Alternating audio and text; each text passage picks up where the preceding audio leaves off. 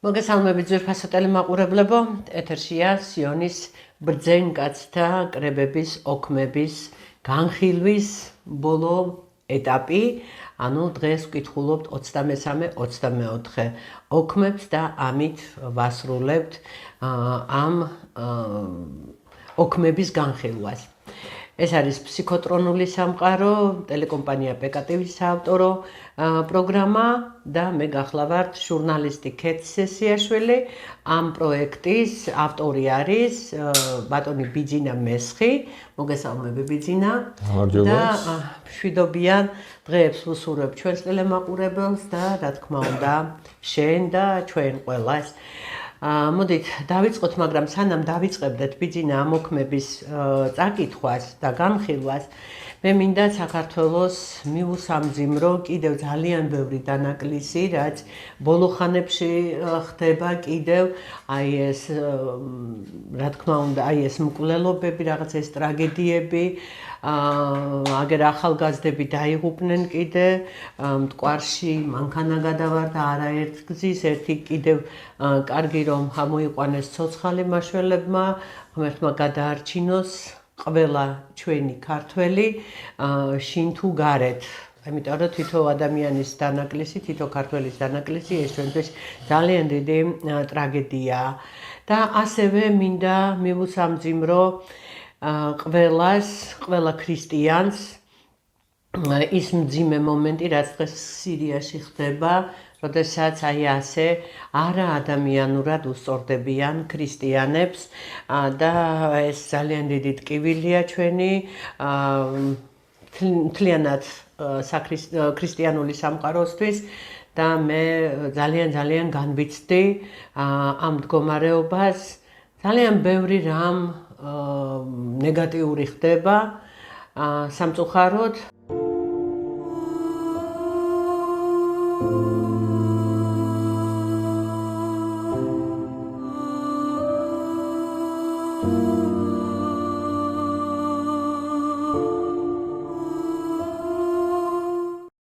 جثث النصيرية عبت الشوارع، لايموها ورموها بالبحر كي لا يقال جاعت سمكة في حكم بني أمية، شبعوا السمك من جثثهم. بالروح بالدم نفديك يا مسيح، بالروح بالدم نفديك يا مسيح، بالروح بالدم نفديك يا مسيح. السيد المسيح هو اللي فدانا، هو اللي عم يفدينا. احنا نكون تلاميذ للمسيح، نسمع كلمته ونمشي بوصاياه، هذا اهم شيء. فخليني بس حتى بعرف اذا مستعجلكم تروحوا، بس نحن ما بنقدر نكون لا درجه مواطنين درجه ثانيه ولا دنيويين ابدا. نحن موجودين قبل كل الناس بهالبلد، لكن نحن مستعدين نعيش مع كل ابناء سوريا بمحبه. ძალიან ბევრი რამ ნეგატიური ხდება სამწუხაროდ, მაგრამ იმედი არის რომ უფალი თავის სიტყვას იტყვის, თავის კეთილ სიტყვას, თავის მფარველობას არ მოგვაკლებს და როგორღაც გამოსწორდება სიტუაცია არა მარტო საქართველოში, არამედ ჩვენ საქრისტიანო სამყაროში მთლიანად და საერთოდ მსოფლიოში. მე არ ვიცი რა და როგორ იქნება, რანაირად მოხდება ეს, მაგრამ მე მჯერა უფლის და აი ამ აღდგომის მძიმე მარხვაში უფალს ვთხოვოთ, რომ დაგვეხმაროს და ასევე ჩვენ წინა გადაცემაში გქონდა ციფრულ ფულზე კი არა, ბანკებზე და კრედიტებთან დაკავშირებით საუბარი და ეცი სულ ახლახანს ამოვიკითხე ინტერნეტ სივრცეში შემხვდა ერთი ვიდეო, რომელსაც მე მაყურებელს ვაჩვენებ და აგერ ქალბატონი საუბრობს კრიპტოვალუტაზე, ციფრულ ფულზე და აი ამას ნახავს მაყურებელი, რა თქმა უნდა. მოკლედ მეგობრებო, მოვემზადოთ ციფრული კოლონიისთვის. ეს ნამდვილად აღარ არის შორეული პერსპექტივა, ეს უკვე ჩათვალეთ რომ ჩვენი აწყვია. ჩვენ ამ რეალობაში ვცხოვრობთ უკვე. ინფორმაცია, რომელიც აქ მაქვს გამოტანილი, დათარიღებულია 2023 წლის ნოემბრის თვით ეს არის ეროვნული ბანკის ოფიციალური განცხადება ციფრული ლარის საპილოტო ვერსიის გაშვების შესახებ, ანუ საცდელი ვერსიის გაშვების შესახებ. აღნიშნული განცხადება ნათია თურნავას სინგაპურში ვიზიტის შემდეგ გავრცელდა, ეს ფესტივალი ერქვა ამ ღონისძიებას სინგაპურში, რომელშიც პირველად საქართველოს მიიღო მონაწილეობა. ეს იყო მაღალი ტექნოლოგიების, ესე ვთქვათ, ფესტივალი, სინამდვილეში იყო გლობალური ფინანსური ელიტების თავყრილობა, მონაწილეობას იღებდნენ მეგა ფინანსური კორპორაციები, ტრანსნაციონალური კომპანიები, სავალუტო ფონდები. მოკლედ, ყველაფერი მიდის გეგმის მიხედვით. ციფრული ლარს, რა თქმა უნდა, შემოაცურებენ ნაღდი ფულის პარალელურად. ნაღდ ფულს, ანუ cash-ს ეგრევე არ ამოიღებენ მოხმარებიდან, მაგრამ ისე გააუფასურებენ, რომ პურის საყიდლად ჩემოდით მოგვიწევს სიარული, ასე რომ ამ ნაღდ ფულს არანაირი უბრალოდ მნიშვნელობა ჩვენთვის აღარ ექნება.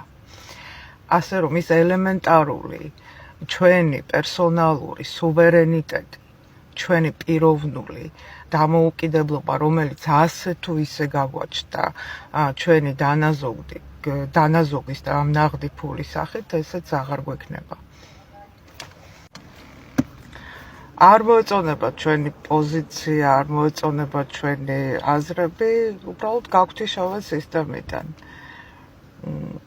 ვერ იყიდი ვერაფერს, ვერ გადაიხდი კომუნალურ გადასახადებს, ვერსად ვერ წახვალ, ანუ მოხვდები სრულ იზოლაციაში და ესეთ ვითარებაში წინააღმდეგობის გაწევასაც ფაქტიურად არანაირი აზრი არ აქვს. და ამან, რა თქმა უნდა, ძალიან დიდი შეშფოთება გამოიწვია ჩემში პირადად, რომ აქ საუბარია იმაზე, რაც არაერთგზის გაგვიგია, რომ ციფრულ ვალუტაზე უნდა გადავიდეთ, კრიპტოვალუტაზე, რომ აი ეს ეგრეთ წოდებულ cash-ს, აი იმ ფულს, რომელსაც ჩვენ cash-ის სახით ვიღებთ, სამსახურები იქნება თუ საერთოდ აი ეს cash-ი ტრიალებს, ამ ქალბატონის განცხადებით და აი ამ პროექტის განმხორციელებლების მეშვეობით ეს არის დამონების ერთ-ერთი ძალიან სერიოზული და მნიშვნელოვანი პირობა, რომ ადამიანი უკვე აღარ იქნება საჭიროდ, ანუ ადამიანს, რომელსაც საკუთარი აზრი ექნება, ის აბსოლუტურად მთლიანად განულდება, ანუ მისი პიროვნება წაიშლება და ასეთი ადამიანები შესაძლოა შიმშილით დაიხოცონ. ანუ აი ეს არის ყველაფერი. მოусმინეთ ვიდეოს, ნახეთ ვიდეო, მოусმინეთ ამ საუბარს და რა სიტყვი ბიძინა, აი რა კომენტარს გააკეთებ, კიდევ ერთხელ მოგესალმები და დავიწყოთ გადაცემა. კი ბატონო, კიდევ ერთხელ მესალმები მეც მაყურებელს. რა თქმა უნდა, შევერთდები სამძიმარს, მაგრამ მე როგორც გამოსწორებელი ოპტიმისტი, გახლავართ მონებით ეს ყველა მეცეთ, როგორც გამოსწორებელმა ოპტიმისტმა, უფრო ზუსტად რო ვთქვათ, გამართულად. მინდა მილოცვაც გავაჟღერო დღევანდელ ეთერში. და კერძოდ, ზუსტად 10 წლის წინ ტელეკომპანია PKTV გავიდა ეთერში. დიდი მადლობა, არ დაგვიწყებია. 10 წელია. მაუწყებლობს უკვე. და ეს ძალიან კარგი თარიღია ჩვენს პირობებში, როდესაც უწყვეტ 9 წელი. ეს ნიშნავს ძალიან ბევრ რამეს და ძალიან დადებითი მოვლენაა და მე ვილოცავ ამ ღირსშესანიშნავ თარიღს PKTV-ის დამფუძნებლებს, ვილოცავ მის თანამშრომლებს და ასევე მაყურებელს, რა თქმა უნდა.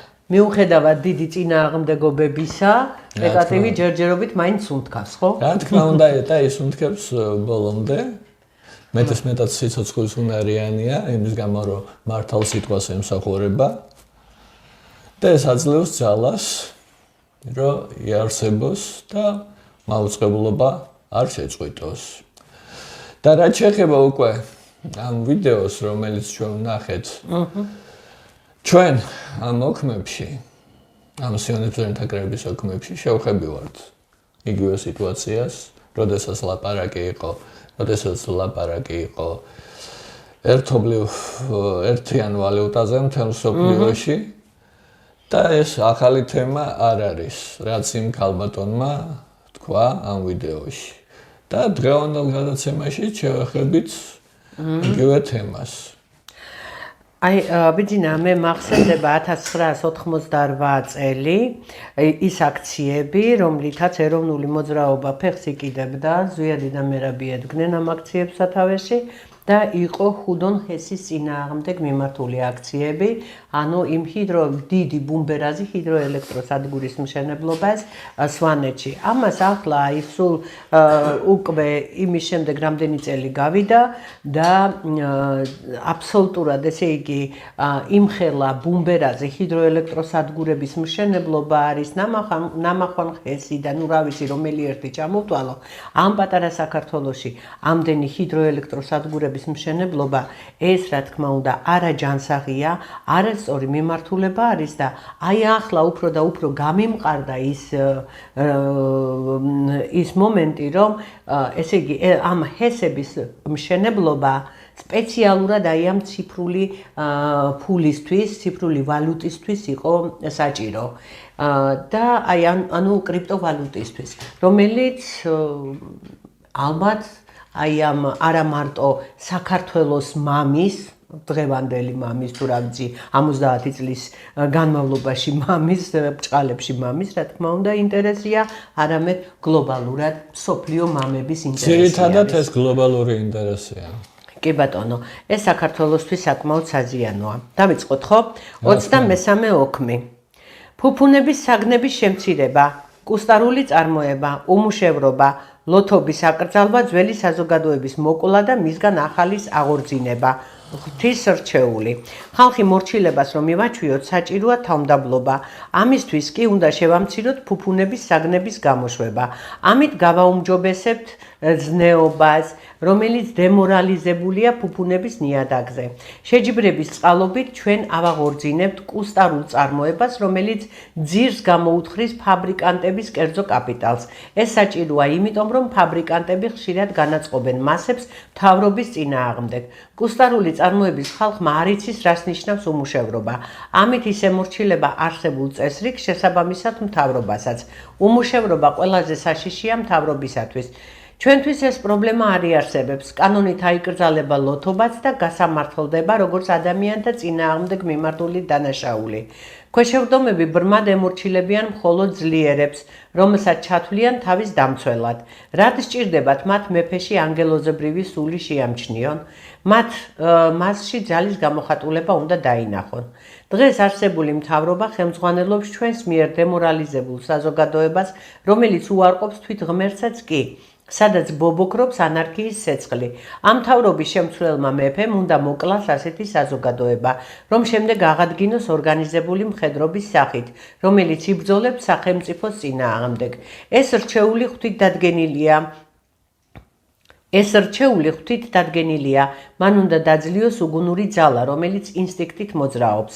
ეს ძალა დღეს ზეიმობს, თავისუფლებისა და ადამიანის უფლებების ნიღბით სჩადის ძარცვას და ყოველგვარ ძალადობას. მათ დაარღვიეს ყოველგვარი სოციალური წესრიგი, რათა ზედ აღემართათ იუდეის მეფის ტახტი. მაგრამ რჩეულის გამეფების შემდეგ მათი ფუნქცია ამოწურული იქნება და ისინი გზიდან უნდა ჩამოვიშოროთ. მაშინ შევძლებთ ხალხს ვუთხრათ, მადლობა შესწირეთ ღმერთს და თაყვანიეცით მას, ვინც ღვთის ნებით გიხსნათ ბოროტებისა და უბედურებისაგან და ამით მთავრდება 23 ოქმი. დავიწყეთ ბიძინა. კი ბატონო. ისე დღევანდელობა დავინახე აქ რა თქმა უნდა დღევანდელობა, იმიტომ რომ ის და ლოთობაში ნარკომანიაც იგულისხმება ალბათ. ნარკომანია ცალკე თემაა, მაგრამ ლოთობაში ახლა იქ ალკოჰოლიზმი და ტოქსიკომანობა და ნარკომანიას კიდე ცალკე თემაა, მაგრამ აქ არის რა? აქ არის ძირითადად მოცემული ის, რომ ბოლო ზუსტად რო გითხრათ, ახლა სადღაც 2004 წლიდან უკვე ძალიან ხშირად ისმოდა და დღეს კიდე კაი ისე არ არის, მაგრამ მაშინ ძალიან ხშირად ისმოდა, რომ ჩვენ უნდა შევქმნათ ახალი ადამიანი. ხო? და ლაპარაკი იყო დაუსრულებლად და დღესაც არის მიუხედავად იმისა, რომ ცოტა იკლო, მაგრამ მაინც რომ აი ადამიანის უფლებები ყველას ყველაფრის უფლება აქვს. და თითქმის წაშლილი არის მსოფლიოში ზღვარი, თითქმის წაშლილი არის ჯანსაღ და ცნეულ ადამიანს შორის, ხო? ჯანსაღი ფსიქიკისა და დაავადებული ფსიქიკის ადამიანს შორის და აი შემიძლია მოვიყვანოთ ესეთი მაგალითი, ხო, ადამიანი, რომელიც ქორწინდება ნივთზე, ცხოველზე, ფრინველზე, ეს არის პათოლოგია. რა თქმა უნდა. ნორმალურ სიტუაციაში, მაგრამ უფლებადამცველები ამას ეძახიან, რას რომ ის ადამიანია, მას უფლება აქვს, რაც უნდა ის გააკეთოს. რა თქმა უნდა, ეს და მიმდინარეობს მისი ნება და მისი სურვილია. მიმდინარეობს ამ ადამიანის გაპიარება თანამედროვე ტერმინით, რომ თქვათ, ანუ საზოგადოებაში პოპულარიზაცია ასეთი ადამიანების სპეციალურად და ასევე ესაც ერთ-ერთი საშუალება არის იმისი, რომ ადამიანის ზნეობრივი კატეგორია შეირყას, გადაუხიოს ადამიანმა ზნეობრივი კატეგორიიდან და იგივე ნარკომანია, იგივე ლოთობა და იგივე სხვა მანკიერი მხარეები საზოგადოებისა, რაც არის, ხო, ესეც იგივე კუთხეში გადის, რომ ეს ადამიანია, ეს მისი უფლება, რაც უნდა, ესკენას როგორც უნდა, ისე მოიქცეს. და როდესაც ასეთ ადამიანებს საბოლოო ჯამში გამოიყენებენ და გააკეთებინებენ თავიანთ ბინძურ საქმიანობას, ხო? მე ხდება ამ ადამიანთა ფიზიკური ლიკვიდაცია. მათ აქ არის მითითებული კიდევაც, რომ ისინი ან საერთოდ გაისტუმრებენ საიქიოში, ან ფსიქიატრიულში ჩაასვამენ, ან ციხეში და ასე შემდეგ და ასე შემდეგ. რა უკვე, როდესაც მასე თვითონ ეს ასე ვთქვათ სიონისტების და მასონების ხელისუფლება აქვს ქვეყანაში და უბრალოდ გავლენა აქვს კონკრეტულ სახელმწიფოში, მათ არ უჭერთ შემდეგ მოქმედება და თავიანთი მზაკრული ღონისძიებების გატარება. და რაც შეეხება კიდე იგივე რომ ვთქვათ ეხლა იგივე დაუშვათ იგივე აქ არის ლაპარაკი აუცილებლად უნდა ვთქვა ღვთის ხალხის რჩეული და ღვთის რჩეული, ხო? აქ იგულისხმება მხოლოდ და მხოლოდ ანტიქრისტე და არავინ სხვა. იმიტომ რომ დღეს ადრეც აღგვინიშნავს ჩვენ ამ გადაცემებში და ეხლაც ვიტყვი, რომ დღეს რასაც ლიბერალები, ანუ ფსევდოლიბერალები და ნეოლიბერალები და იგივე გასაგებია, რომ ვთქვათ, მასონები და სიონისტები ცდილობენ, ეს არის ანტიქრისტესათვის ტახტის მომწადება. ეს არის მისი გამეფების წინა პერიოდი.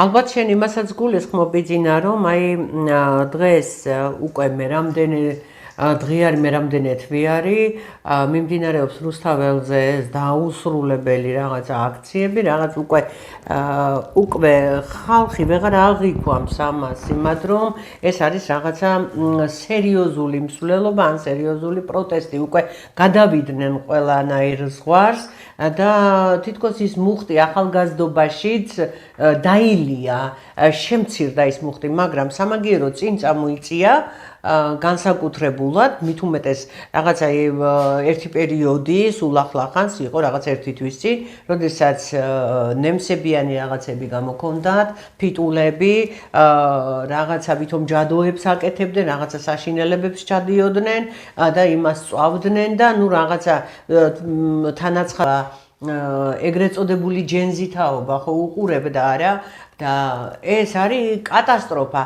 ალბათ აი ამ გაშლეგებულმა ხელმძღვანელობამ, რომელიც ამ ვითომ საპროტესტო აქციას უდგა სათავეში, თვითონაც არ უწყოდა რას აკეთებდა, ან ძალიან კარგად უწყოდა ის, რომ ამით შეიძლებოდა ახალგაზრდები საერთოდ მთლიანად გონებრივად მოესწოდა, საერთოდ ქრისტიანული, მორალური სახე დაეკარგათ. ქრისტიანული კარგი თავი დავანებოთ, მორალური სახე დაეკარგათ ამ ახალგაზრდობას. აი რას და აქვე იყო არა მარტო ლოთობა, არამედ მთელი აი ეს რაღაც ალბათ ძალიან იაფასიანი და საშინელი წამლების შემოყრა, რომელსაც ნარკოტიკული საშუალებები ქვია და მე იმიტომ ვთქვი, რომ ლოთობა და ალბათ აქვე იგულისხმება ნარკოტიკებიც მეთქი. იმიტომ რომ ეს ცალ-ცალკე ახლა აქ არ არის ალბათ ისე ჩამოთვლილი, მაგრამ როდესაც ამ წამალზე და ამ დოპინგებზე არის აქ საუბარი, თუ როგორ უნდა გადაგვარდნენ ძირითადად ახალგაზრდობა, რომელიც ძალა არის ხო ქვეყნის და სახი არის ქვეყნის, აი ეს იგულისხმება რა სიტყვის სწორად შევაფასე. გარკვეულწილად ეს მასეა, იმიტომ რომ დღევანდელი აქცია რაც არის, ხო? ხო. დღევანდელი აქციას მართავს ის ძალები, რომლებიც ზუსტად ან მასონისტური იდეოლოგიით იკვებება და ცდილობს ჩვენს ყოველდღიურობაში გაატაროს ეს დამღუპველი იდეოლოგია. აბსოლუტურად, აი ახლა რომ ეძახიან, რომ ამ აქციას არ მართავენ პოლიტიკოსები, ხო? შეიძლება ისინი არ დგანან პირველ პლანზე, არ დგანან, მაგრამ არიან მათი სტუდენტები, ხო? ახლა ჩვენ შეგვიძლია სახელები და გვარებით ჩამოვთვალოთ სხვადასხვა უნივერსიტეტის ლექტორები, რომელიც აბსოლუტურად იგივე, იმიტომ რომ ლევან ბერძენიშვილი, გიანოდია, ზურაბ ჭიაბერაშვილი, დათო დარჩიაშვილი, პატა ზაქარიაშვილი და მრავალი სხვა კიდე ამ დამღუპველი იდეოლოგიის მსახური, ხო? ასწავლიან სხვადასხვა უნივერსიტეტებში. არ დაგვავიწყო. არა, ახლა უბრალოდ ვრცელი სია და ამიტომ შემოვიფარგლე მხოლოდ მათით. ოდა. და უბრალოდ არიან და მათი სტუდენტები არიან გამოსულები ქუჩაში დღეს და აპროტესტებენ იმას, რაც გასაპროტესტებელი არ არის. აბსოლუტურად არ არის გასაპროტესტებელი, იმიტომ რომ მაშინ 28 ნოემბერს ითქვა გასაგებად, რომ ჩვენ წყვეტთ 28 წლამდე, ოღონდ იმას კი არ დაუმთავრებიათ ამით წყვეტთ. და დაამატეს ისე, რომ მაგ დროისთვისო ჩვენ გვექნება შესრულებული აღებულ ვალდებულებათა 90%. ან მეტიო და ეს ნიშნავს გასაგები ენით, ეს ნიშნავს იმას, რომ ჩვენ მოლაპარაკებას განვაახლებთ მაშინ, როცა ჩვენ გვექნება შესრულებული როგორც სახელმწიფოს აღებულ ვალდებულებათა 90%. კი ბატონო. და ამაში გასაპროტესტებელი არაფერი არ არის, მაგრამ ეს ძვირფას ოპოზიციას, რომელიც სრულად გაკოტრებულია დღეს, ეს უნდათ თუ არა. ხო? მიზანს ეძებენ, რომ პატარა რაღაცაზე იქნებ როგორმე ტალღა აგორდეს. და ეს არის სულ ამ აქციის არსი და ეხლა თვითონაც ხვდებიან, ხო, იმიტომ რომ ეხლა 3 თვე არის, გრძელდება. 3 თვე არის გრძელდება, ეხლა ჩემი ახლობლებიც, მეგობრებიც, ნათესავებიც და მათი შვილებიც არიან იქ. ხო, სხვადასხვა თაობაა და გვიწევს ურთიერთობა და ვსაუბრობთ. ვსაუბრობთ და ეხლა ზოგი ხვდება, ზოგი ვერ ხვდება, განურჩევლად ასაკისა და სქესისა და ვართ ესე. 3 თვე არა, ცოტა მეტია.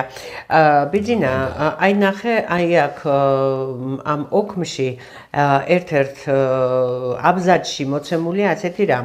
დღეს არსებული მთავრობა ხელმძღვანელობს ჩვენს მიერ დემორალიზებულ საზოგადოებას, რომელიც უარყოფს თვით ღმერთსაც კი, სადაც ბობოქრობს ანარქიის ცეცხლი. ამ მთავრობის შემცვლელმა მეფემ უნდა მოკლას ასეთი საზოგადოება, რომ შემდეგ აღადგინოს ორგანიზებული მხედრობის სახით, რომელიც იბრძოლებს სახელმწიფოს წინააღმდეგ.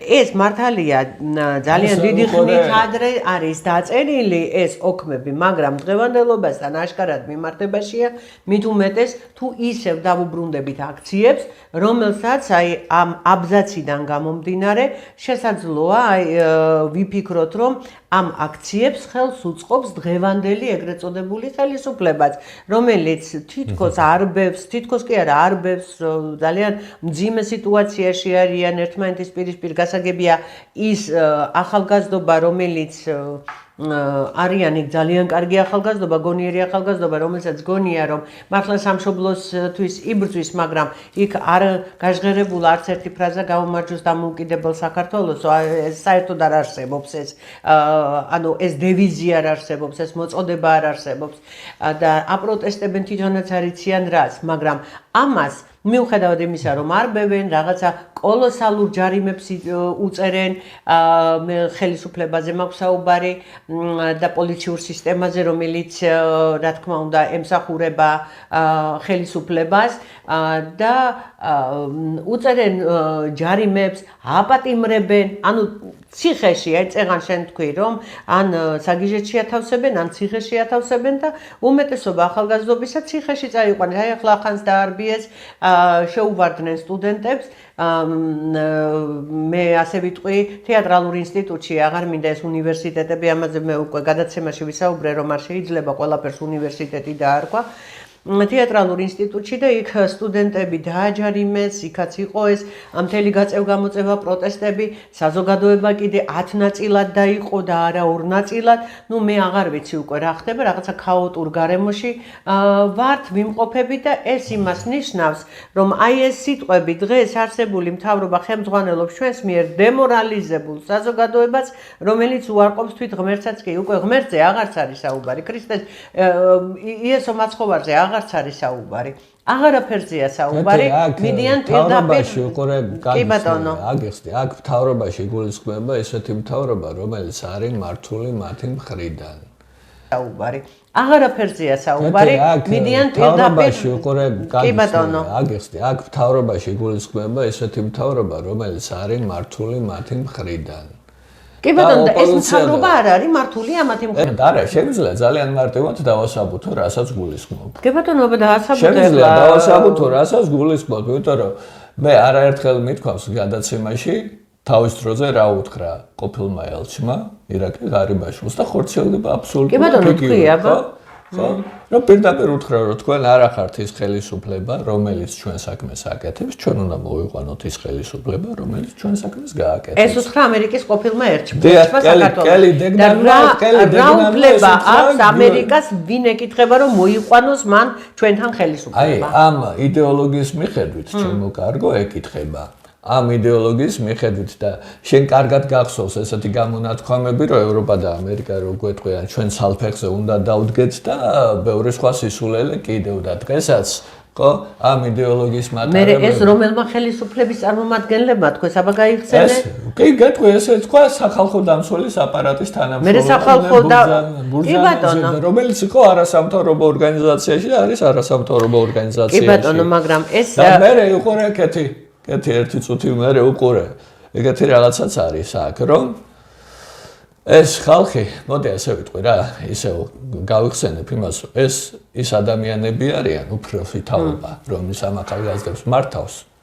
იმ ლიბერალური ძალების და ფსევდოლიბერალური და ნეოლიბერალური ძალის წარმომადგენლები, რომელიც თავის დროზე ებრძოდნენ ზვიად გამსახურდიას. კი ბატონო, და დღეს ესენი არიან სათავეშიც და ოპოზიციაში. დღეს უყურე, დღეს ეგენი, მათი დიდი ნაწილი ისევ ებრძვის ამ შემთხვევაში ოცნებას და ბიძინა ივანიშვილს. ეს უნდა არ მითხრე ახლა, რომ ბიძინა ივანიშვილი იყო ზვიად გამსახურდიას ძალიან დიდი მეყოტბე?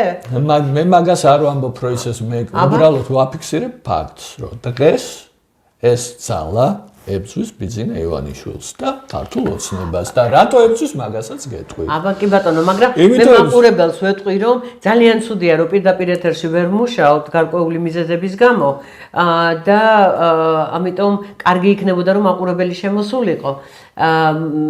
მაყურებლისთვის მიგვინდია კომენტარი, იმიტომ რომ მე მაგალითად ვიცახი, რომ ქოცნაცი ერთია, ბიძინა ამას ყოფს. რა თქმა უნდა, ყოველთვის გამოვყოფ, ყოველთვის უყურე. მე არ ვეთანხმები ამაში, პირდაპირ ვიძახი. კი ბატონო, პრობლემა არ არის. ეს არც პირველი ხარ და არც უკანასკნელი. ხო? კარგია თუ ჩემაზე ბევრი დგას. ნუ გარკვეული ნაწილი საზოგადოების. ხო, და რომელსაც რო ველაპარაკები, მე არის ართა სხვადასხვაობა მაინც და. მოკლედ.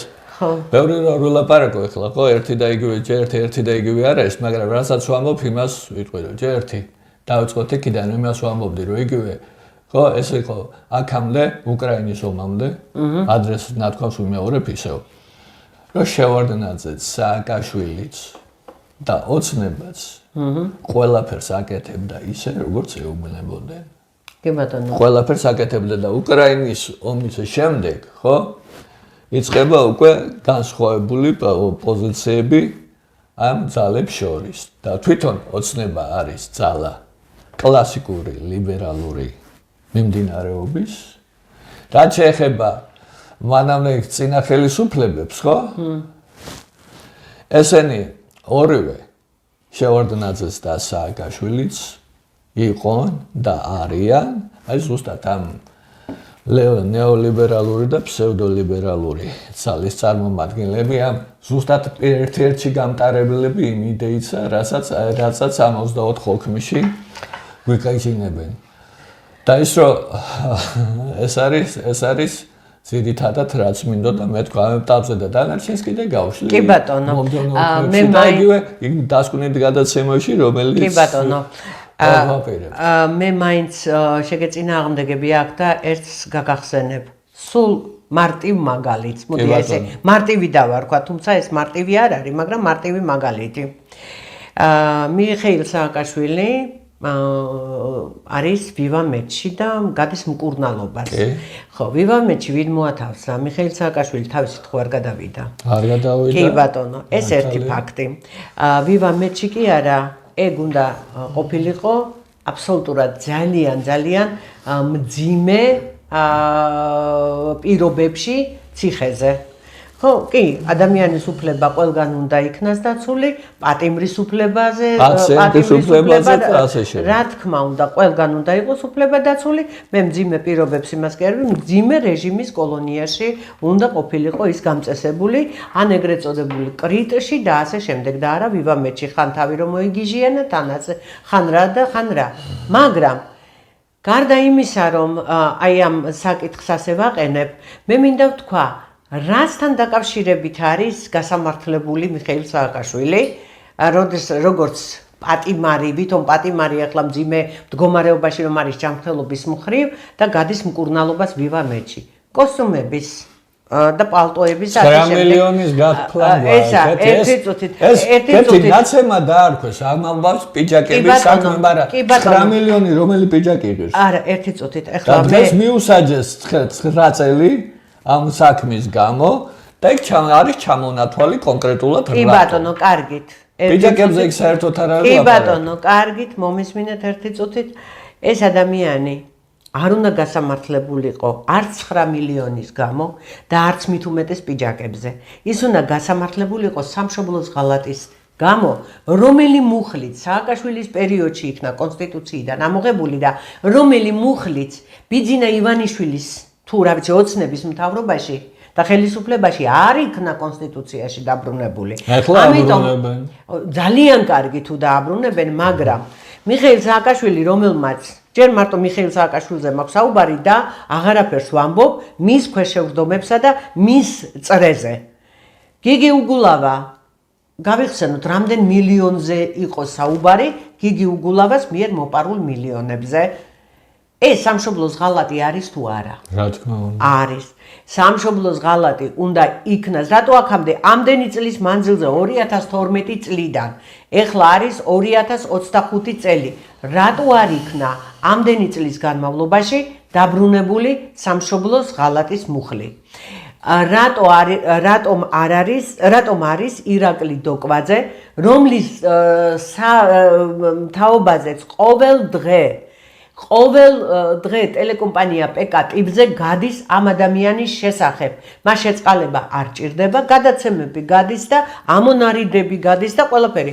რატომ არ დაინტერესდა ხელისუფლების რომელიმე წარმომადგენელი დაწყებული აღარაფერს, აი ძირი ქვემოდან დავიწყებ, სახალხო დამცველის აპარატიდან მისული, აი აქედან რომ დავიწყოთ, აი იმ ადამიანამდე, რომელიც მართავს დღეს საქართველოს და ეს ადამიანი არის ერთი. და თურმე ჩვენ, ესე იგი კელი დეგნანმა ხელი დაგვიქნია, რომ თქვენ ის ხელისუფლება არ ხართ, რომელიც ჩვენ სხვას მოვიყვანთო, ვინ და რატო ლაპარაკობს ამაზე.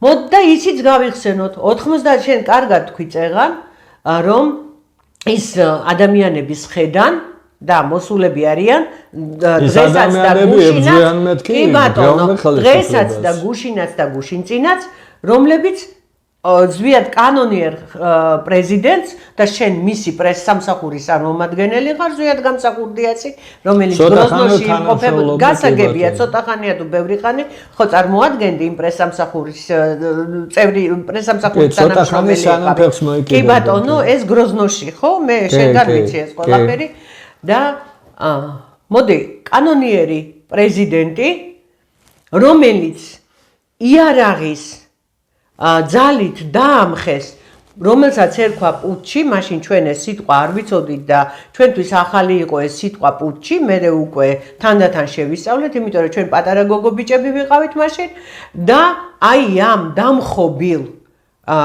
ამ დამხობას კანონიერი პრეზიდენტისა და მისი ხელისუფლებისა აფინანსებდა ვინ? ხო ვერ მეტყვი ვინ? იქნება მითხრა ეს ხო არა მარტო ამერიკა, კი ბატონო და ვისი მეშვეობით და ვის მიერ მოტანილი აი ეს იარაღის შესაძენი ფული იყო თუ ასე შემდეგ. მოდით, ყველაფერს შევხედოთ რეალურად და ამიტომ აი აქ რადგან იქნა აი ამ აბზაცში მე ამ აბზაცმა ძალიან დამაინტერესა და მიმიყვანა იქამდე, აი უცებ რაღაცა გონების თვალით ერთი გადავლებით წარმოვიდგინე ის 33-34 წელი, როდესაც საქართველო ინგრეოდა, იყიდებოდა და მთლიანად ნადგურდებოდა და ნადგურდება. აბსოლუტურად ჩემი აზრი ასეთია. აბსოლუტურად ანტიქრისტეს ტახტი კი არა, სადაც უნდა იქ დადგან ანტიქრისტეს ტახტი.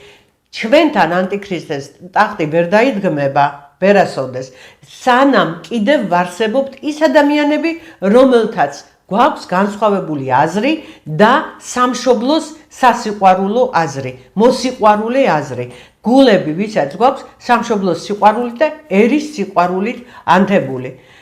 სანამ აი ეს ადამიანები ვიქნებით, ვერავინ ვერაფერს ვერ გააკეთებს, მაგრამ ის ადამიანი ციხეში რო კლავენ და 30 წლის ახალგაზრდა ბიჭი რომ შევიყვანეს და გამოატარეს მთელი ჯოჯოხეთი, ირაკლი დოკვაძეზე მაქვს საუბარი და დღემდე კაცი არის უკვე 63 წლის და ეს კაცი 63-64 წლის და ეს კაცი ისევ ციხეშია და არიციან სადამდე უნდა იყოს. 24 საათი ტელეკომპანია პეკატივზე ამ ადამიანის შესახებ გადის გადაცემები. კაციშვილი არ დაინტერესებულა. კაციშვილი არ დაინტერესებულა. ეს ის ადამიანია, რომელსაც შეუძლია საქართველოსთვის, თავის სამშობლოსთვის სიკეთის მოტანა. და მისი მსგავსი ადამიანები ძალიან ბევრი არიან დღეს, ჩვენ და საბედნიეროდ. მაგრამ ვერაფერი ვერ კეთდება და ვერ ხერხდება. თუმცა კიდევ ვიმეორებ, სანამ ჩვენ პირში სული გვიდგას, მანამდე ვერავინ ვერ შეგვეხება და ვერაფერს ვერ უზამს საქართველოს. ამიტომ მე არც ტრამპი მაინტერესებს, არც ბაიდენი, არც კელი დეგნანი, კაციშვილი არც პუტინი და არავინ არ მაინტერესებს. მე ერთადერთი ფიქრობ იმას და მოვითხოვ იმას, რომ უნდა იქნას დაბრუნებული სამშობლოს ღალატის მუხლი კონსტიტუციაში და აუცილებლად დიდიან პატარიანად უნდა გასამართლდეს ყველა ისინი, ვინც სამშობლო გაყიდა და ვინც ერი აი ასე მთლიანად გააუბედურა. ბავშვები, მოზარდები ჭინკებად აქციეს, მოზარდებს წიგნი აუკრძალეს, განათლება მოუსპეს, საერთოდ ყველანაირად წაშალეს, იქ რაღაცა ტლინკაობენ ეს ბავშვები, არ ვიცი, ზოგი წამლის კაიფის ქვეშ, ზოგი რანაირად და რაღაც ჯადოებს აკეთებენ, რაღაცა უბედურებას აკეთებენ და ამათ სამშობლო და მისი სიყვარული და მამულიშვილი და ესეთი რაღაცა საერთოდ არ აინტერესებთ, არც იციან ამ სიტყვების მნიშვნელობა. აი ამ ყველაფერს, აი ამ ნგრევას იწვევდნენ ყველანი ერთად, რომლებმაც ზოგმა ფულით, ზოგმა იარაღით გაყიდეს და დაამხეს ჩვენი საქართველო და დაამხეს კანონიერი ხელისუფლება, რომელიც დღეს კიდევ ძალაშია და არც ერთი ზვიადის შემდეგ დღემდე არც ერთი ხელისუფლება არ არის კანონიერი. მაგაში კი ბატონო, საერთაშორისო სამართლის მიხედვით ესეა. კი ბატონო. საერთაშორისო სამართლის მიხედვით ესეა, კი ბატონო. საერთაშორისო სამართალი მე სადღა არის? რატო არ ვითვალისწინებ თუ საერთაშორისო სამართლით არის? იმიტომ არ არის, იმიტომ არ ვითვალისწინებთ, ჩემო კარგო, მაგას რომ დღეს დომინირებს მთელს მსოფლიოში ეს ნეოლიბერალური და ფსევდონეოლიბერალური იდეოლოგია. და ესე იგი საქართველოს ამას ვინ მართავს დღეს? ის ვინც მართავს, ეს არ არის მაგ იდეოლოგიის მიმდევარი. მოკლედ, კომენტარი მაყურებლებისთვის კი ბატონო, არა, ძალიან მარტივად გეტყვი. დღეს არის ორი მიმართულება ერთმანეთთან დაჯახებული. კონსერვატორული და ნეოლიბერალური. სად არიან კონსერვატორები? ბიძინა ნუ გადამრიე ახლა. სად არიან და საქართველოში, უნგრეთში და სხვაგან. და იგივე ამერიკაშიც მაგის მსგავსი რაღაცა არის ჯერ, მაგრამ ჯერ მიმალულები არიან და ვერაფერ არიან, გამოდიან. კეთი 2010 წლიდან მოყოლებული მთელ მსოფლიოში დაიწყო მომძლავრება კონსერვატულმა მოძრაობამ. და ეს არის ზოლდა. რაც შეეხება კიდე დანარჩენს, ხო? რაც შეეხება დანარჩენს ახლა ის რომ ირაკლი დოკვაძეს მაგაზე ჩვენ არაერთხელ გვითხოვთ. კი ბატონო და ყოველთვის ვიტყვით და იმასაც გამოთქვან ჩვენაც რატოზის ირაკლი დოკვაძე. რა არის ამის მიზეზი? სამშობლოს სიყვარული, სამშობლოსთვის. სამშობლოს სიყვარული ეგ გამსახურდიას ერთგულება. ეგ თავისთავად, მაგრამ უყურე ჩვენ დღესაც ადრეს მithქვენ შენს გადაცემაში კეთი რომ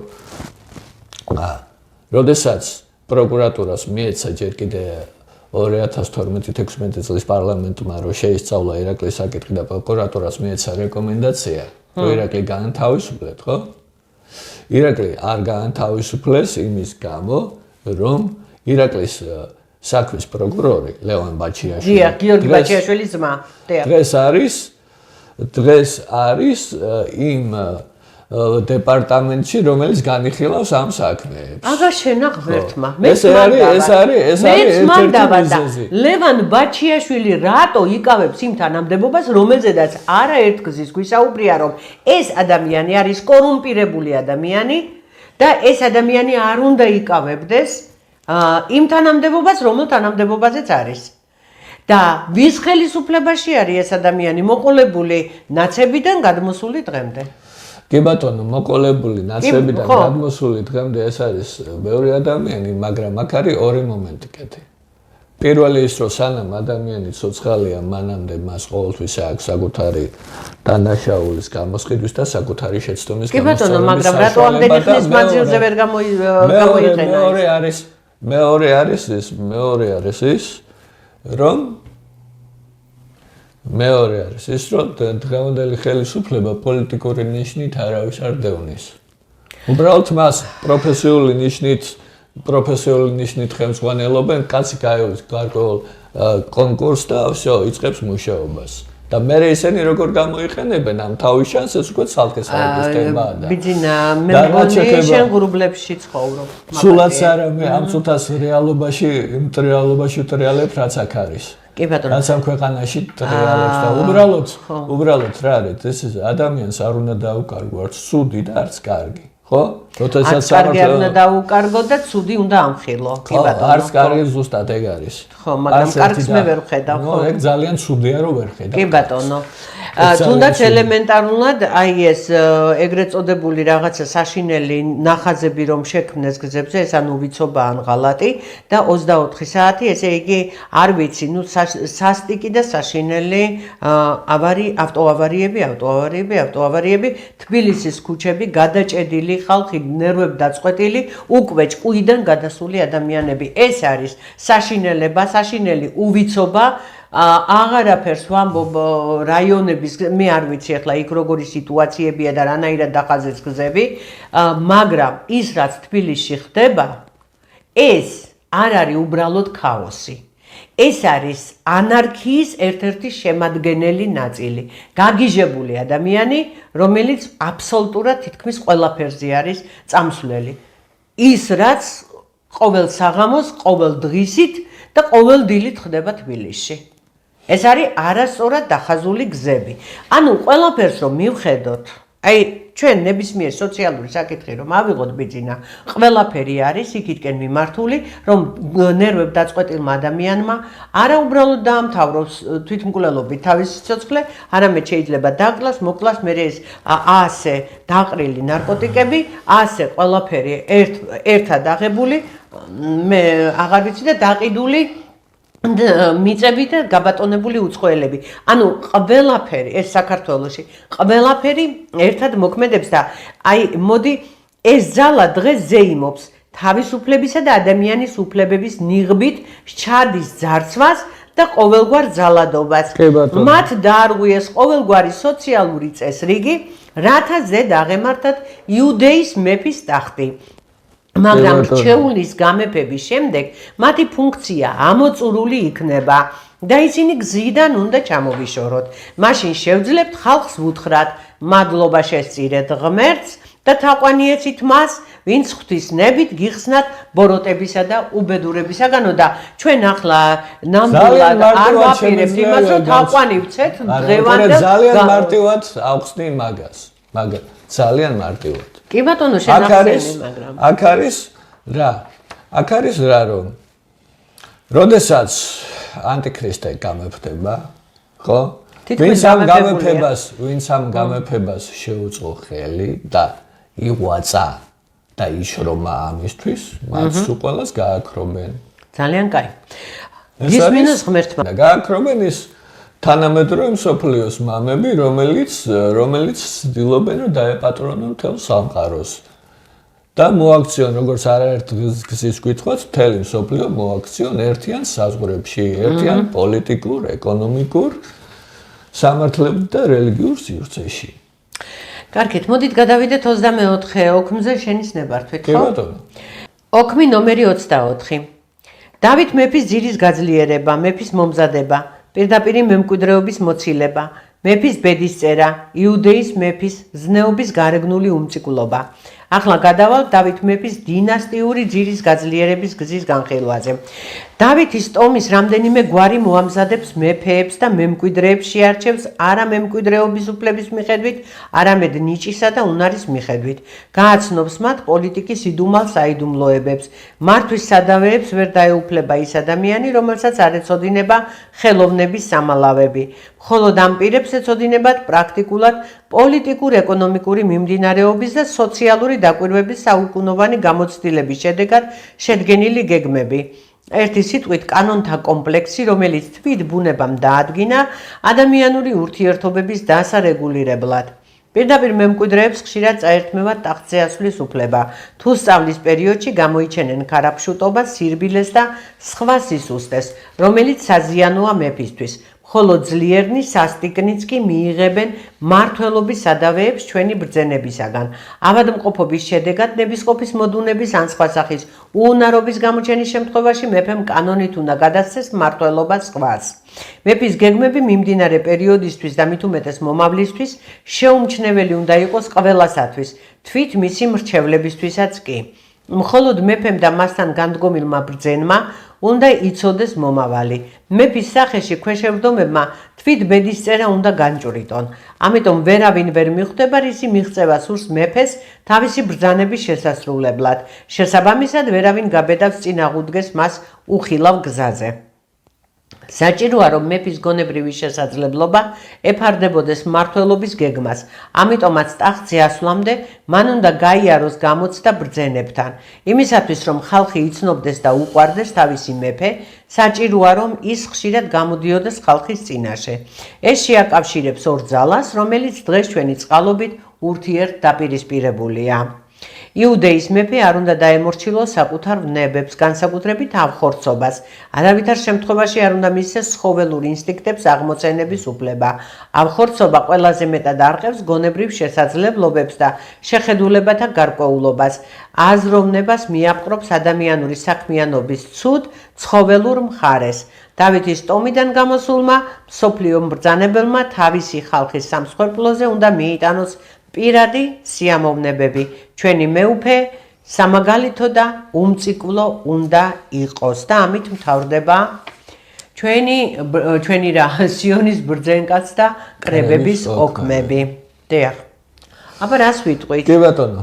ესე იგი, დავით მეფე. ჩვენ მე მგონი მეფე ყავს უკვე, არა? არა, მეფე ჩვენ არ ყავს. ზო ხანხებს დაატარებს. აქ არის ლაპარაკი ანტიქრისტეზე. ხო, ნუ ახლა ანტიქრისტეზე. ხო, ანტიქრისტე კიდე სხვა არის. ხანემედია ბევრად უფრო სასტიკი და ძლიერია ვიდრე ჩვენ აქამდე ვიცნობდით ვინმეს.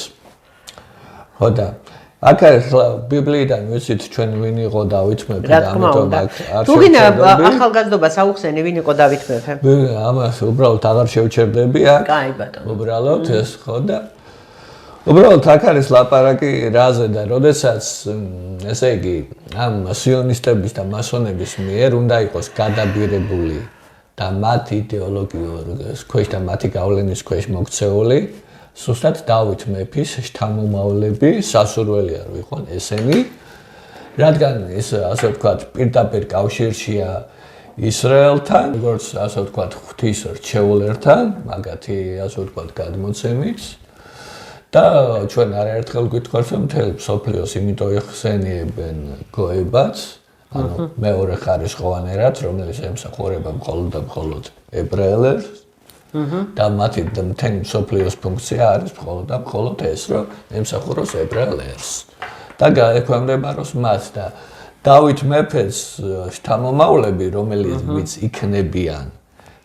იქნებიან ამ გავლენის ქვეშ და მათ დაკრულზე იცეკვებენ. კი ბატონო. ასე ვთქვათ, ცოტა უხეშად, ხო? ხო. აუცილებლად გაატარებენ იგივე ამ იდეოლოგიურ ხაზს, რაც აქ არის მოცემული ამ 24-ვე ოქმში.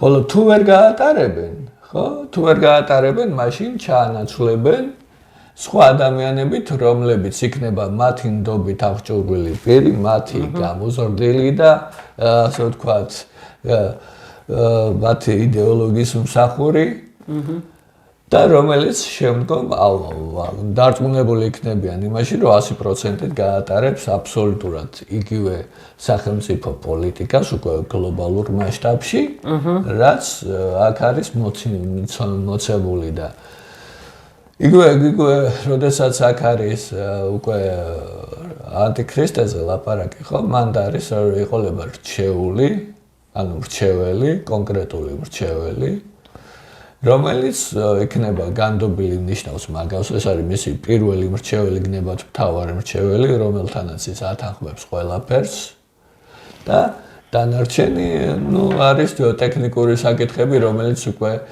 ამ მართულ მის ასე ვთქვათ, დაქვემდებარებაში მყოფ ადამიანებს ეცოდინებათ თუ არ ეცოდინებათ, ან შეიძლება რაღაც ნაწილი იცოდნენ ინფორმაციისა და ნაწილი არა. და ყველაფერი ეს გათვლილია იმაზე, რომ აქ უნდა დატრიალდეს მთელს მსოფლიოში, ასე ვთქვათ, რომ დაიმორჩილოს, ასე იგი, ადამიანების გადაგვარება უნდა მოხდეს, მათი სულიერი ზნეობრივი იდეოლოგიური, ასე ვთქვათ, დამონება უნდა მოხდეს, მათი გარყვნა უნდა მოხდეს და რომ შეიქმნას ახალი ტიპის ადამიანი, რომელიც იქნება აბსოლუტურად ამორფული, ხო? რომელსაც ექნება მხოლოდ და მხოლოდ ერთი ინტერესი, რომ როგორმე დაიკმაყოფილოს მისი პირველადი მოთხოვნილებები, ცხოველური ინსტინქტების მიხედვით იმოქმედოს და იყო ასეთი გამოთქმა თავის დროზე კომუნისტების პერიოდში, რომ აზროვნება იწყება კუჭიდან. და ზუსტად აი ამ იდეოლოგიის მატარებელი ადამიანები უნდა ჩამოყალიბდნენ საბოლოო ჯამში ეს არის ასე ვთქვათ სიონების ცენტაგრების ოქმის ლაიტმოტივი კი ბატონო მამოძრავებელი ძალა ლაიტმოტივი აუცილებელია რომ იყოს კარგი სიტუაცია შენახსენე და რომ დავასრულო უკვე დასკვნის სახით ვიტყვი რომ აქ არის ერთადერთი გაუთვალისწინებელი ფაქტორი რომ ერთის წინააღმდეგ ვერავინ ვერაფერს ვერ გააკეთებს. შეიძლება ღვთისნებით რაღაცა და ღვთის დაშვებით რაღაც დონეზე გარკვეულ წარმატებას მიაღწიოთ. მაგრამ თავის დროზე ყველაფერი ჩაიგრებათ წყალში მთელი მათი მოღვაწეობა და უბრალოდ ძალიან ცუდია ის, რომ ადამიანები ბოროტებას მსახურდები ხდებიან. ხდებიან არა უკვე არიან და საკმარისად მომრავლდნენ ჩვენ საერთოდ თქვი რომ საერთოდ რო ხდებიან ბოროტების კი ბატონო ეს არის საშინელება თავისთავად მე მაინტერესებს ბიჯინა ძალიან მოკლედ რომ მითხრა და ასევე მაყურებელს მინდა ვთხოვო რომ კომენტარებში დაწერონ ჩვენს რეალობაში დღევანდელ რეალობაში ვინ არის ეგრეთ წოდებული მეფე საქართველოში არ ვიცი ახლა პირდაპირ გაგებით არ ვამბობ ალბათ ან რა ვიცი მე ახლა ვინ როგორ გაიგებს და ვინ არის მისი განდობილი როგორც ბიძინა მაგვიხსნა ანუ ის მთავარი მრჩეველი ან პირველი მრჩეველი მე ძალიან მაინტერესებს მეფობის კანდიდატი ზის ციხეში აჰა მეფობის კანდიდატი ბაგრატიონის წარმომავლობაც აქვს ხო ნო იმას ბევრი წარმომავლობა აქვს როგორც უნდა ესე წერდა და კერავდა როცა ხელისუფლებაში იყო და დღესაც იგივე საგრძელებს უბრალოდ არის ტრაგიკომიკული პიროვნება დღეს უკვე ხო და მეფობის კანდიდატი ამ იდეოლოგიის 100%-ით გამზიარებელი ზის ციხეში და მისი გოშიები და მისი ხელშეუხებლობები ცდილობენ კიდე რაღაცებს ფაფხურობენ, მაგრამ საბოლოო ჯამში არაფერი არ გამოუვათ. პური და სანახაობა აი ასე გვიწინასწარმეტყველეს ჩვენ და დადგა უკვე კარგახანია ეს ჟამი. ალბათ ყველაზე მეტად 30-33 წელია პური და სანახაობის წინაშე ვართ. მაგრამ იმედი დავიტოვოთ იმისა, რომ და ვიცით, რომ ღმერთი უფალი ჩვენი არის ყველაზე ძლიერი ამ სამყაროში და რომ მის გარეშე არაფერი ქვეყანაზე არ და ვერ მოხდება. მთავარი არის რომ ჩვენი ლოცვები და ჩვენი გულწრფელი ლოცვებით ვიდგეთ უფლის წინაშე და გულწრფელი სინანულითა და მონანიებით და კიდევ ერთხელ გილოცავთ მარხვის აღდგომის მარხვის აი ამ დღეებს და მრავალ აღდგომას დაგვასწროს უფალმა ქრისტეს აღდგომას ის ადამიანები ვისაც მართლა ჭეშმარიტად და ყველა რა თქმა უნდა მაგრამ ის კოჭლი ცხრებიც გამოსწორებულიყვნენ და კეთილი ადამიანები მომრავლებულიყვნენ კიდევ ერთხელ მინდა ვუთანაგრძნო ქრისტიანულ სამყაროს ის მომენტი რაც ხდება სირიაში დღეს რაც ხდებოდა როგორ დაინგრა უკრაინა ეს მართლმადიდებლური ქრისტიანული სამყარო და ის დაარბიეს და დაანგრიეს სწორედ იმ ძალამ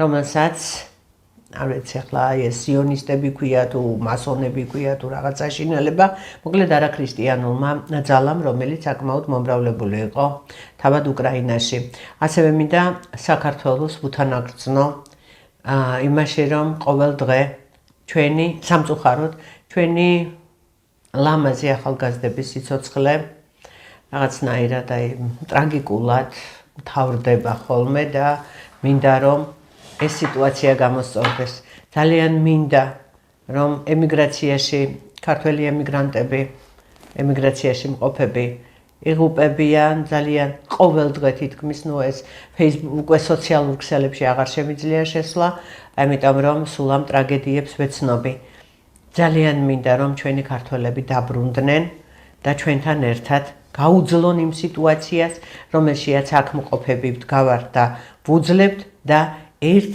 ძალად რომ ვიქცეთ და შევერკინოთ უსამართლობას და მთელ ამ საშინელ ნეგატიურ პროცესებს რომელიც ჩვენს ამ ლამაზ პატარა საქართველოში ხდება არ ვიცი მეც მინდა ბიძინასავით ოპტიმისტი ვიყო და შევხედო ოპტიმისტურად იმას რომ ჩვენ აუცილებლად გადავრჩებით ეს მხოლოდ ერთმა ღმერთმა იცის როდის და რა იქნება ბიძინა მე ერთ-ერთმა მაყურებელმა მომწერა ის რომ სიონის ბრძენკაცთა კრებების ეს ოქმები თითქოს კგბ-ს შემოგდებული რაღაც იყოს ეს რამდენად მართალია იმიტომ რომ იმ ადამიანმა მითხრა რომ მე დავამტკიცებ ამასო ნუ ჯერჯერობით არ დაუმტკიცებია მაგრამ მე ძალიან მაინტერესებს რას ნიშნავს ეს ნათქვა არა გეტყვი ერთ ეს კგ ეცერა დღევანდელი ლიბერალები ისე აღმერთებენ რუსეთს რომ იმიქარავს ნებისმიერი სარეკლამო წარმატებული აგენტი, ხო? პატარა რაღაცა და არიქა რუსულია, არიქა რუსული და სინამდვილეში ჩვენ ყველამ კარგად ვიცით, რომ ეს რეალობა არის აბსოლუტურად, რომ 19 საუკუნის მეორე ნახევრის 50-იან წლებში გამოჩნდა ეს ოქმები. და მაგრამ როდესაც პოვა გავრცელება საზოგადოებაში, ხო, როგორც ჩვენთან ისე მთელ მსოფლიოში, ჩვენს ერთ-ერთ გადაცემაში, როცა ვიწყებდით ამ ოქმების განხილვას, ისიც აღნიშნეთ, რომ სპეციალურად ჩაარსებობს ესეთი ვიდეოც, ინგლისურენოვანი ვიდეოც, სადაც ამტკიცებენ იმას, რომ ეს ყველაფერი არის გამოგონილი. მერე უკვე საბჭოთა სინამდვილეს დაზიარებს საზოგადოებას, ხო? გვითხრეს იცით, რომ ეს ყველაფერი არის რუსი ბერების მიერ ასე ვთქვათ, შეთხზული და არავითარ შემთხვევაში კავშირში არ არის მასონებთან და სხვებთან. და ეს მესამე ვერსიაც არის ზუსტად იგივე, რომ ხალხმა არ დაიჯეროს ის, რაც აქ წერია და პარალელები არ გაავლოს იმასთან, რაც აქ წერია და არა და წაიკითხავ და გაავლე პარალელებს, ხო, ზუსტად ეგა, იმიტომ რომ ზუსტად ეხლა უკვე 31 წლის წინ ჩამიმარდა ეს ოქმები პირველად ხელნაწერის სახით და მაშინაც როცა გავეცანი აბსოლუტურად იგივე თავბეჭდილება იყო, რომ ერთ-ერთი იყო დღევანდელობასთან და დღესაც იგივეა, აბსოლუტურად იგივეა. და ეხლა რომ ამას წინათ იყო კიდე ერთ-ერთი ხო, ლელოს წარმომადგენელი ერთ-ერთი ვაჟბატონი იყო, რომ და განაცხადა ეგეთი რაღაცა, რომ მეცნიერულადო დამტკიცებული არის, რომ სიონისტებიო და მასონებიო და არანაირი ოქმები არ არსებობს.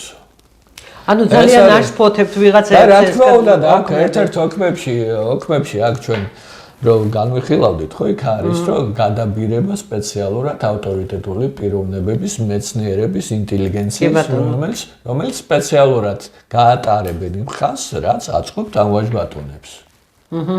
და ერთ-ერთი იგივე არის ეგრეთ წოდებული იმ ადამიანის ის რომ არიქა დაამტკიცებს, ვერაფერსაც ვერ დაამტკიცებს. კი ბატონო, მე სპეციალ მე მინდოდა რომ დასკვნით გადაცემაში მეთქვა ეს, მაგრამ მაინც ვერ მოვითმინე და სწორედ აი ახლა ვიკითხე და არაჩვეულებრივი პასუხიც მოვისმინე. მაშ ასეა თუ ისია ეს რაც წავიკითხეთ, ფაქტია რომ დღევანდელ აი ყოველ შემთხვევაში რაც ამოვიკითხეთ, აი ეს 24 ოქმი, მე ვთვლი რომ დღევანდელ საქართველოსთან, დღევანდელ სამყაროსთან აბსოლუტურად აშკარა მიმართებაშია და სამწუხაროა რომ ამდენი ხნის მანძილზე არაფერი სასიკეთოდ არ შეცვლილა და იმეც ვიტოვებთ რომ შეიცვლება სასიკეთოდ საქართველოს მე პირველ რიგში რა თქმა უნდა ჩემს სამშობლოზე ვამბობ ვამახვილებ ყურადღებას რომ საქართველოსთვის შეიცვლება, იმიტომ რომ საქართველო არის ჭიპი, მე არ ვიტყვი მხოლოდ კავკასიისა, მე ვფიქრობ რომ შემიძლია თამამად თქვა სამყაროსი. და ასევე გავიხსენოთ ისიც, აი ამ აღდგომის მარხვაში გავიხსენოთ ისიც, რომ მეორე შემდეგ იესომ ლაზარეს ქართულად დააწყებინა საუბარი. ეს ძალიან დიდ რამეს ნიშნავს, ყოველ შემთხვევაში ჩემთვის პირადად, როგორც მართლმადიდებელი ქრისტიანისა და ქართველისთვის.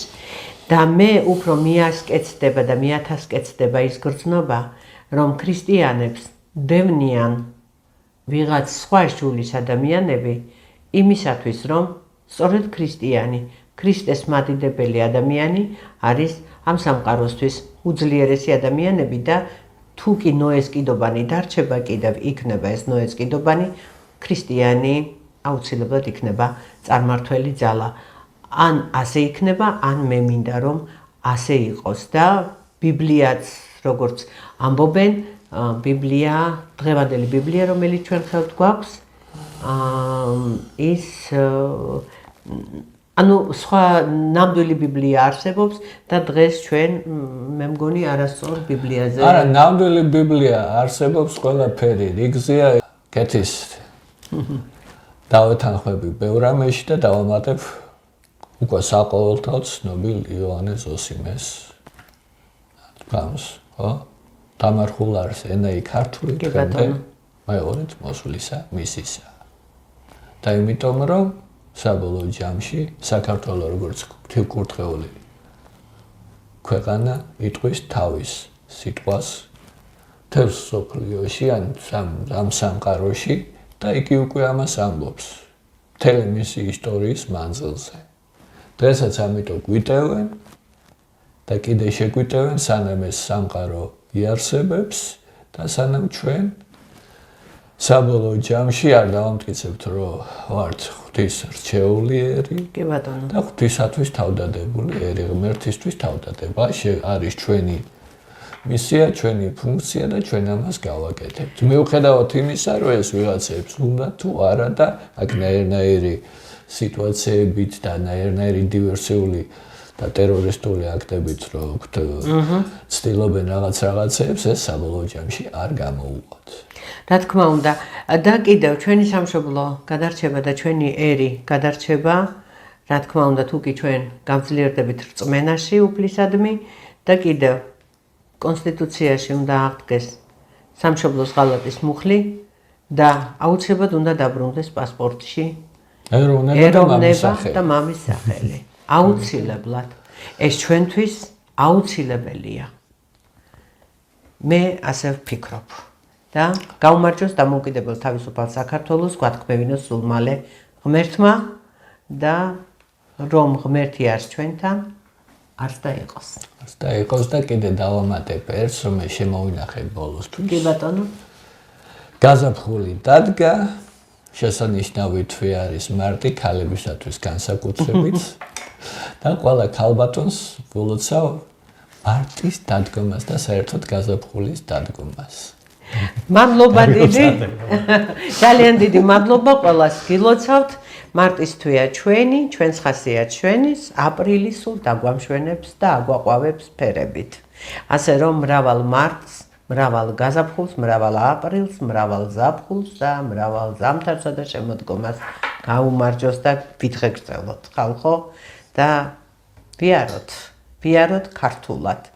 ნახვამდის მომავალ შეხვედრამდე ჩვენ ამ გადაცემაში ერთი შეხვედრაღა დაგვჭა მე და ბიძინას, რომელსაც დასკვნითი სახე ექნება სიონის ბრძენკაცთა ოქმების წაკითხვის, აი ეს საბოლოო შემაჯამებელი გადაცემა იქნება და ამით დავასრულებთ. მე გახდეთ ჟურნალისტი ქეთი სესიაშვილი, ამ პროექტის ავტორი კი ბატონი ბიძინა მესხი, ჩვენ სულ მალე შეხვედრამდე გემშვიდობებით. ნახვამდის. კარგად ბრძანდებოდეთ.